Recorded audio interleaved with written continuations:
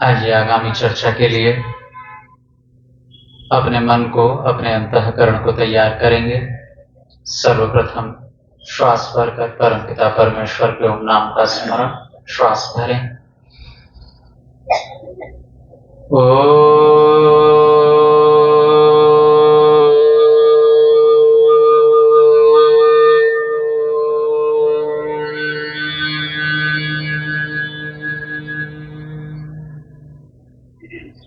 यतो यतः समीहसे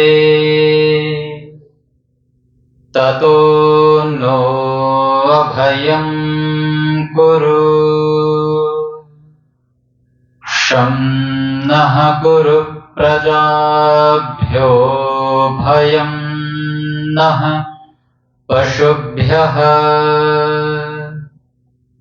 ओम शांति शांति शांति।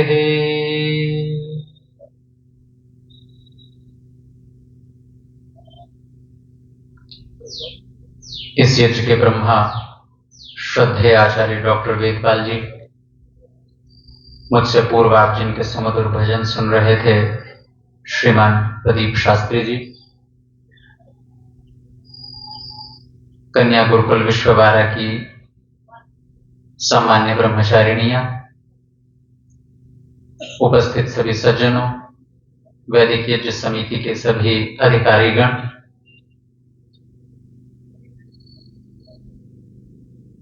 ऋषि दयानंद सरस्वती जी जहां एक साधु व्यक्ति हैं, सन्यासी व्यक्ति हैं, वहां वो आम आदमी का भी बहुत ध्यान रखते हैं। स्वयं सन्यासी हैं, लेकिन वो जानते हैं कि सब सन्यासी नहीं होते। जैसा कि मैं प्रातःकाल चर्चा कर रहा था, आप लोग गृहस्थी हैं, लेकिन गृहस्थ होते हुए भी ऋषि दयानंद सरस्वती जी ने हम सबके लिए एक रास्ता, एक पथ तैयार करके दिया है कि ताकि हम आज भी सुखी रहें और आने वाले 20 साल बाद, 50 साल बाद भी सुखी रह सकें। और बहुत गलत होता है वो रास्ता, बहुत असंतुलित होता है वो रास्ता जो आज तो सुख देता है लेकिन आने वाले कल बहुत दुख देता है। स्वामी जी ने एक छोटी सी किताब लिखी है, व्यवहार भानु, और उस व्यवहार भानु में गीता का एक उद्धरण दिया है, गीता का एक श्लोक लिखा है, एक छोटी सी पंक्ति, यत् तदग्रे विषमिव परिणामेऽमृतोपमं तत्सुखम सात्विकम प्रोक्तम आत्मबुद्धि प्रसादजम्।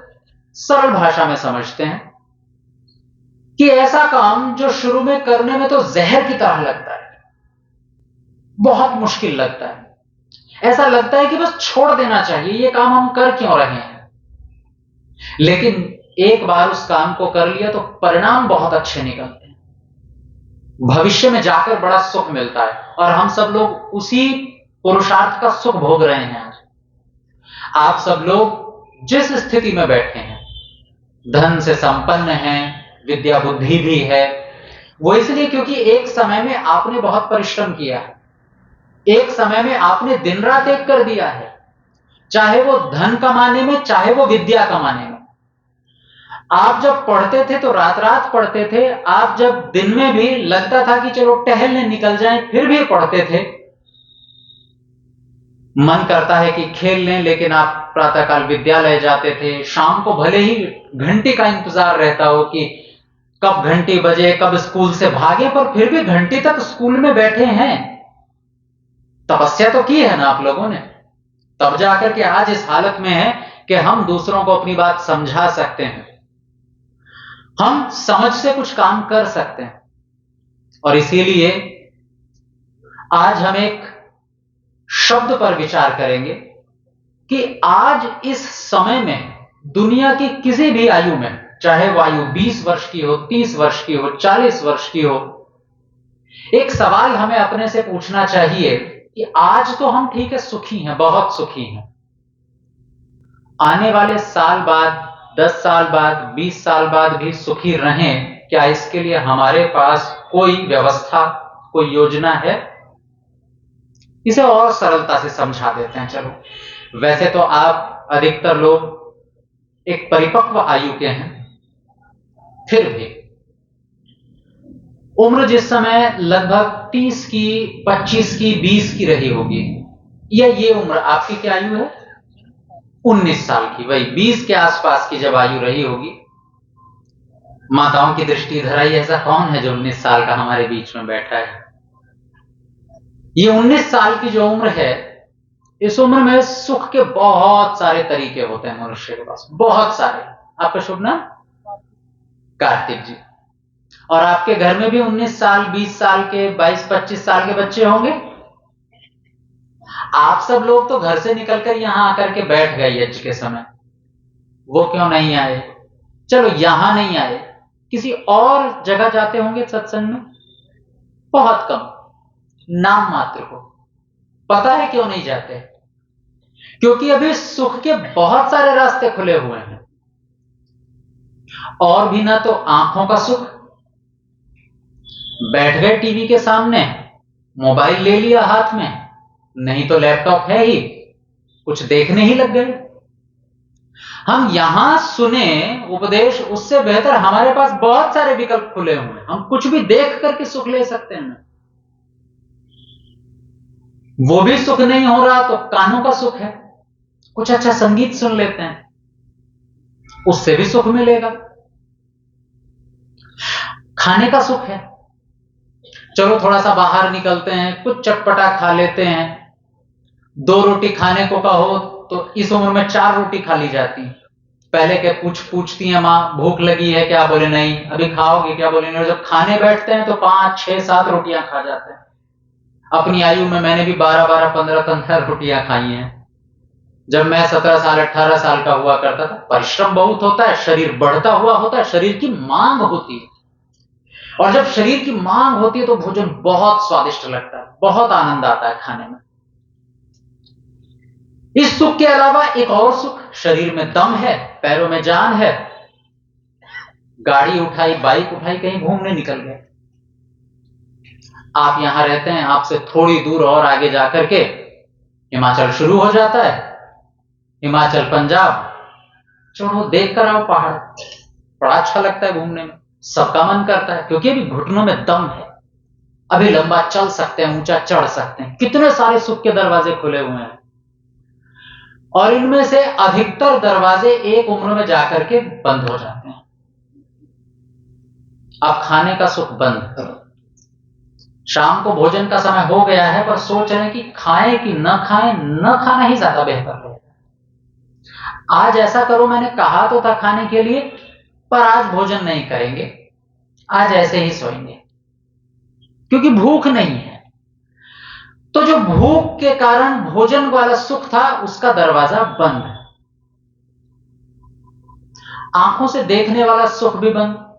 अब आंखें उतनी साफ थोड़ा ही देख पाती हैं, पहले देख पाती थी, दूर तक का देखती थी, रंग बड़े चमकदार दिखते थे, अब थोड़ा ही दिखते हैं। अब तो चश्मे लगाने पड़ते हैं, और उसमें भी ज्यादा देर तक कुछ देख लो तो आंखें दर्द करने लगती हैं। फिर कानों का भी सुख बंद, उतना अच्छा नहीं सुनते कान, अब वो दम नहीं रहा है, अब इंद्रियों में वो जान नहीं रही है। अब अगर बेटा बेटी कहें कि पिताजी चलो हमारे साथ घूमने चल लो, तो हम 50 बार सोचते हैं ना बेटा तुम ही घुमाओ, हम कहां चले फिरेंगे तुम्हारे साथ, ढोते रहोगे तुम हमें, बोझ बन जाएंगे हम तुम्हारे लिए। 50 मीटर 100 मीटर दूर दुकान हो और वहां से कोई सामान लाना हो तो भी सोचते हैं कि लाएं कि न लाएं, कि बिना उसके ही काम चल जाए, क्योंकि अभी पैरों में दम नहीं बचा है, घुटनों में दम नहीं बचा। ये सारे के सारे रास्ते धीरे धीरे धीरे धीरे धीरे धीरे बंद होते चले जाते हैं। और जब वो सारे रास्ते बंद हो जाते हैं, तब मन मार करके हम सोचते हैं कि चलो और कहीं नहीं तो यहीं आकर के बैठ जाते हैं, कुछ तो उपदेश सुनने को मिलेगा शांत आवाज में, पर अच्छा है। लेकिन इससे भी अच्छा यह है कि जब वो उम्र थी 20, 25, 30, 35 की, तभी हमें खुद से यह सवाल पूछना था कि जिस दिन इंद्रियां सुख देना बंद कर देंगी, क्या उस दिन भी मेरे पास सुख का कोई तरीका होगा कि नहीं होगा? कोई तरीका नहीं है। और फिर हमारे अंदर कुंठाएं पैदा होती हैं। मैं जिस विषय पर बात करने चला हूं आऊंगा उस विषय पर, एक भूमिका तैयार होनी जरूरी है। क्या लगता है इस उम्र में, इस आयु में असंतोष नहीं होता हमारे अंदर? बहुत असंतुष्ट होते हैं हम अंदर से, बहुत परेशान। क्या लगता है बड़ी आयु के लोग आपस में सम्मान के लिए इतना झगड़ते क्यों हैं? ये छोटा बच्चा आकर के नीचे बैठ गया, कार्तिक जी, एक बड़ी उम्र के व्यक्ति को नीचे बैठने के लिए कहा जाए तो हमारे सामान्य व्यक्ति बैठे हैं जो समझ चुके हैं कुछ चीजों को, लेकिन हर व्यक्ति नहीं चाहता। एक उम्र में जिसको हम लोकेशना कहते हैं, मैं इसको बुरा नहीं कह रहा हूं, मैं इसको स्वाभाविक प्रवृत्ति, सहज लोकेशना मतलब दुनिया मुझे सम्मान दे, बस ये सुख का दरवाजा अभी भी खुला दिखता है बड़ी उम्र में, कि चलो और कुछ नहीं तो मेरे बाल सफेद हैं, उम्र बड़ी है, थोड़ा कमर झुका करके चलते हैं, त्वचा ढीली पड़ गई है, तो लोग मुझे सम्मान दो भाई, मैं बड़ा व्यक्ति हूं। तो ये रास्ता एक खुला दिखाई देता है हमें, तो हम चाहते हैं जहां हम जाएं हमारी पूछ हो, आवा भगत हो, हमें सीट दी जाए, पहले घर में कोई काम हो तो हमसे पूछकर किया जाए, ये इच्छा रहती है ना। चलो ये वाला सम्मान तो मिले कम से कम, बाकी सब तो छूट गया सो छूट गया। और जब वो भी नहीं मिलता, बोले घर के रहना घाट के, गए काम से, अब कुछ नहीं मिलता, तो घोर असंतोष जीवन में रहता है। लेकिन यह असंतोष नहीं रहेगा जब एक सही उम्र में, और वो उम्र अभी भी है, क्योंकि कभी भी परमेश्वर की बनाई दुनिया में विलंब नहीं होता, लेट कभी नहीं होते आप। आपको आज समझ आया, आज ही सबसे अच्छा समय है बस, और आज ही अपने से एक सवाल पूछिए, और उस सवाल को संस्कृत में कहते हैं केन। क्या सच में ये सारी की सारी जो शरीर की गतिविधियां चल रही हैं, मैं सुखी हो रहा हूं, दुखी हो रहा हूं, क्या सब इंद्रियों से चल रहा है? क्या सारा सुख इंद्रियों से ही मिलने वाला है, शरीर से ही मिलने वाला है? नहीं। इसलिए हमारे शास्त्रकारों ने, ऋषियों ने एक छोटी सी पुस्तक, एक उपनिषद लिखी जिसे हम केनोपनिषद कहते हैं, और वो कहती है कि अपने से सवाल तो पूछो, कम से कम सवाल ही पूछना बंद कर दिया अपने आप से। दुनिया भर से सवाल पूछते रहते हैं, घर वालों से सवाल पूछते रहते हैं, ये क्यों कर दिया, ये क्यों कर दिया, तुम इतने अच्छे क्यों, तुम इतने बुरे क्यों। अपने से भी कभी सवाल कर लो कि मैं जिस शरीर के भरोसे बैठा हूं, जिस इंद्रियों के भरोसे बैठा हूं, हमेशा साथ देंगी क्या? नहीं देंगी। मेरी उम्र 35 साल है, मैं ही पूछ लेता हूं कितने, अभी तो शरीर स्वस्थ है ना, झेल लेता है सब कुछ, थोड़ी बहुत समस्या बहुत आसानी से निकल जाती है। कल स्वास्थ्य उतना अच्छा मेरा नहीं था, लेकिन फिर भी अजमेर से गाड़ी चलाकर आया हूं ना, झेल लिया शरीर ने, एक उम्र है, आने वाले 40 साल बाद